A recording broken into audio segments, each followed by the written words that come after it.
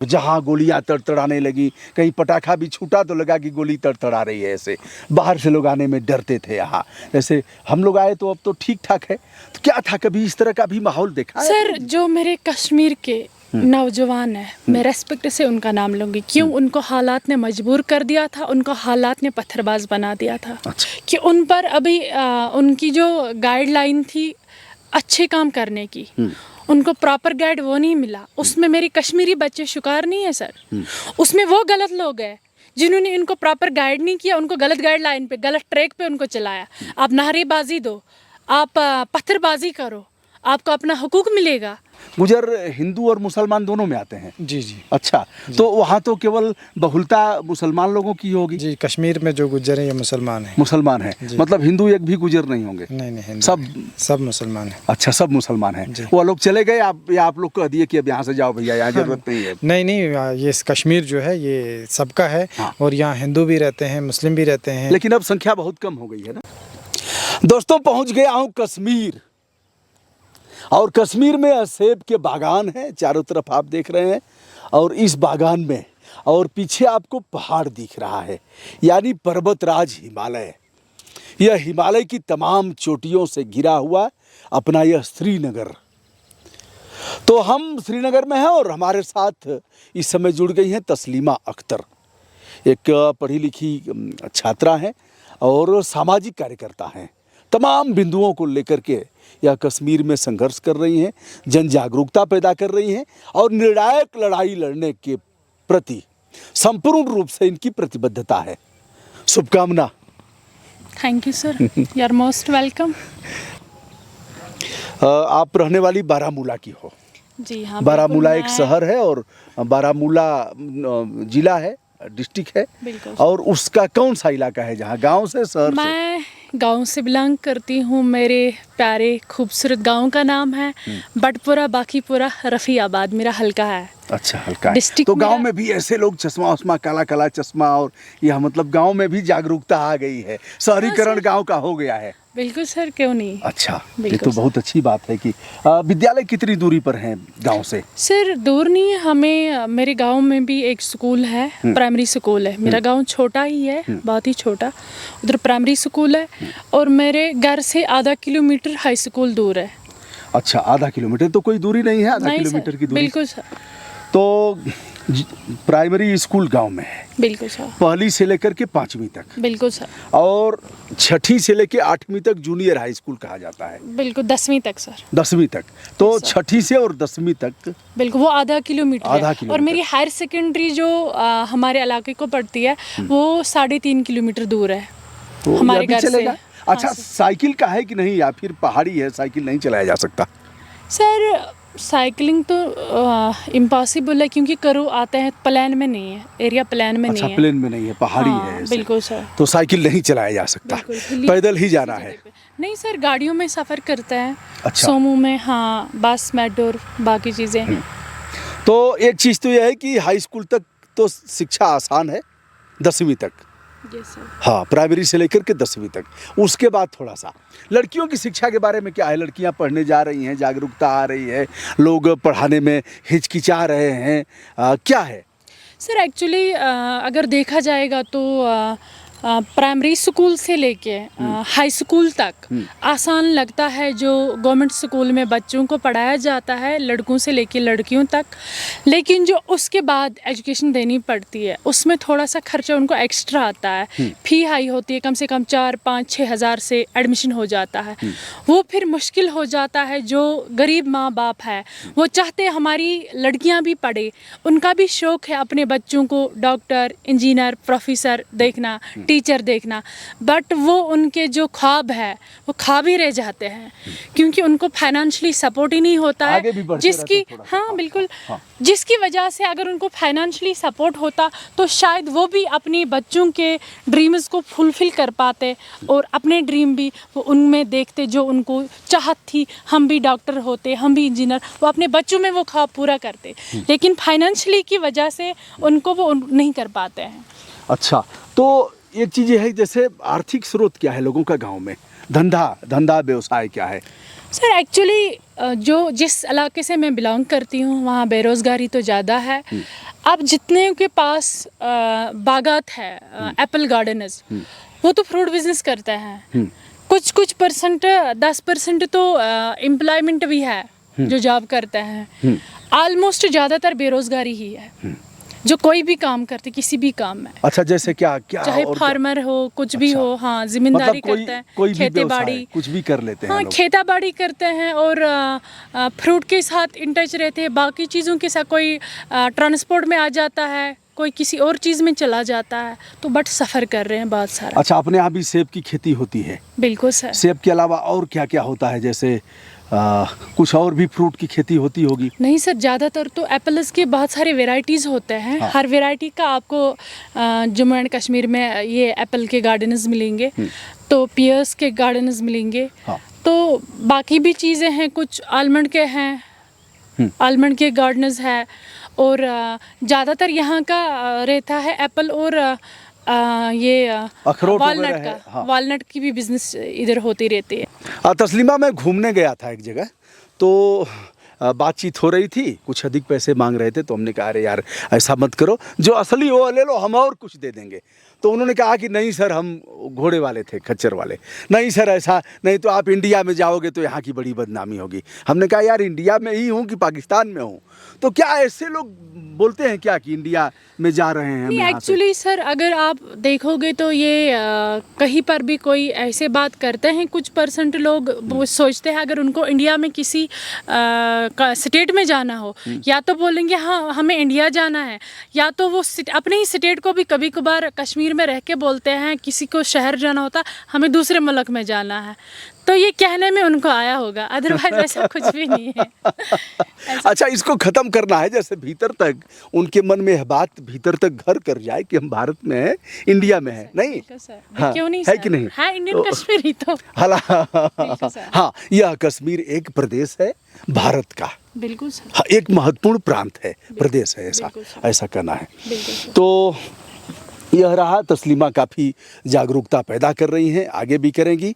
और क्या है, पॉलिटिक्स वगैरह में जाने का विचार है, कैसे परिवर्तन होगा? सर इंशाल्लाह आगे आगे अभी देखते हैं, अभी हमें गाइडलाइन की बहुत ज़रूरत है। अच्छा। अभी हम चाहते हैं कि हम अपनी सोसाइटी के लिए कुछ ऐसी डेवलपमेंट लाए जिसके लिए हम अभी काम कर रही हूँ, मैं यूथ के लिए और वुमेन्स एम्पावरमेंट के लिए। हाँ। अभी मेरी सोच उसी पर चल रही मंच पर भाषण करती हो ना? है। हाँ सर। अच्छा, कैसे शुरू करती हो?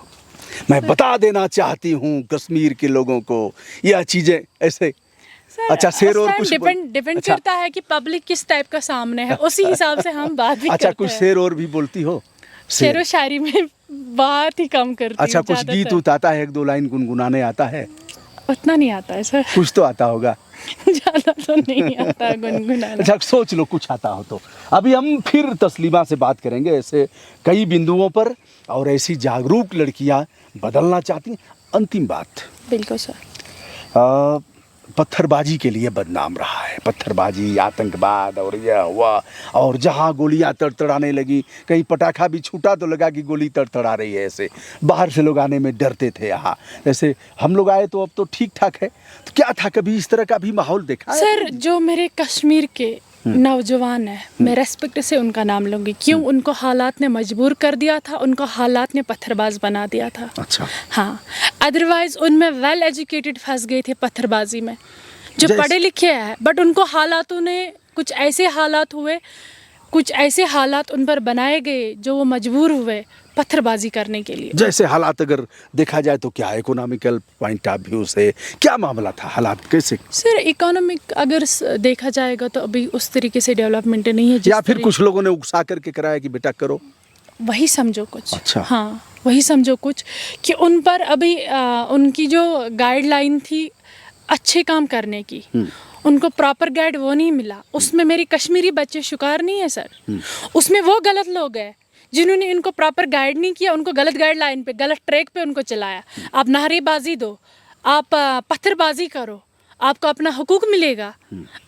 उन्होंने ये नहीं सिखाया आप अमन से भी आवाज़ दे सकते हो, अमन से आप पूरा खटखटा सकते हो इंडिया के हर एडमिनिस्ट्रेशन को, और आपका हक है, मांगने से नहीं मिलेगा, छीन के ले लो अपनी इंडिया से। वो नहीं सिखाया गया तब उनको।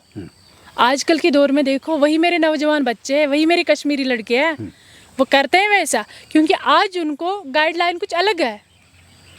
तस्लीमा, क्या ऐसे लोग पहचान में आ गए कि जो लोग करा रहे हैं हमारे हितैषी नहीं हो सकते? यानी जो लोग ऐसा कर रहे हैं, उकसा रहे हैं, ये हमारे अपने नहीं हो सकते और हमारा भला नहीं कर सकते, क्या ऐसा समझ में आ रहा हाँ है? सर, वो बेनकाब हो गए। वो यहाँ की पूरी कश्मीर की यूथ को पता चला, वो बेनकाब हो गए। वो लोग जो उनको अभी भी कुछ लड़के यहाँ के पत्थरबाजी में बंद है जेलों में, क्या जो छूट गए वो नहीं भूल सकते हैं।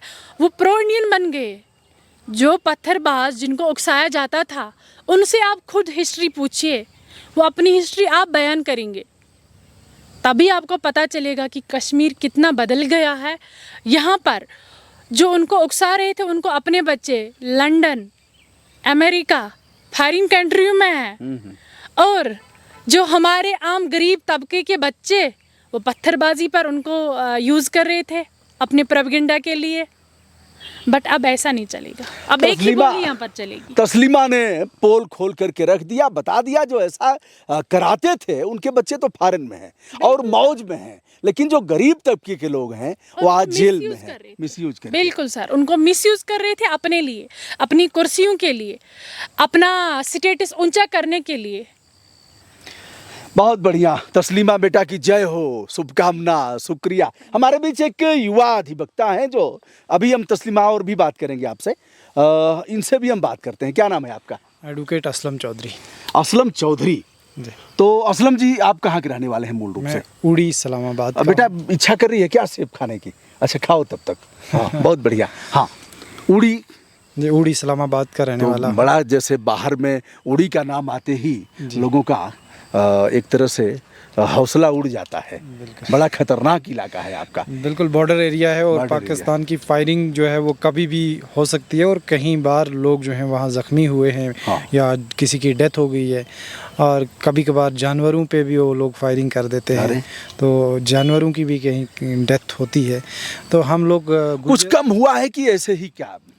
देखिए, हम गुजर समाज से ताल्लुक़ रखते हैं और हमारा। अच्छा एक चीज़ बताइए वकील साहब, गुजर हिंदू और मुसलमान दोनों में आते हैं? जी जी। अच्छा जी। तो वहाँ तो केवल बहुलता मुसलमान लोगों की होगी? जी, कश्मीर में जो गुजर हैं ये मुसलमान हैं। मुसलमान हैं, मतलब हिंदू एक भी गुजर नहीं होंगे? नहीं, सब मुसलमान हैं। अच्छा, सब मुसलमान हैं। वो लोग चले गए आप लोग कह दिए कि अब यहाँ से जाओ भैया, यहाँ जरूरत नहीं है? नहीं, ये कश्मीर जो है ये सबका है। हाँ। और यहाँ हिंदू भी रहते हैं, मुस्लिम भी रहते हैं। लेकिन अब संख्या बहुत कम हो गई है ना? बिल्कुल, संख्या बहुत कम हो गई। जी। और उसका कारण डर भी है, उसका कारण आतंकवाद भी है, उसका कारण बहुत सारे इश्यूज हैं, चैलेंजेस हैं और उस पर बातचीत हो रही है, स्टेप्स उठाए जा रहे हैं। हो सकता है सरकार आगे कुछ ऐसे स्टेप्स उठाए कि ऐसा माहौल पैदा हो जाए कि वापस पुराना कश्मीर जो था उसी को पुराना कश्मीर वापस हो और भाईचारा, अमन चैन और बहबूदी पुनः कायम हो।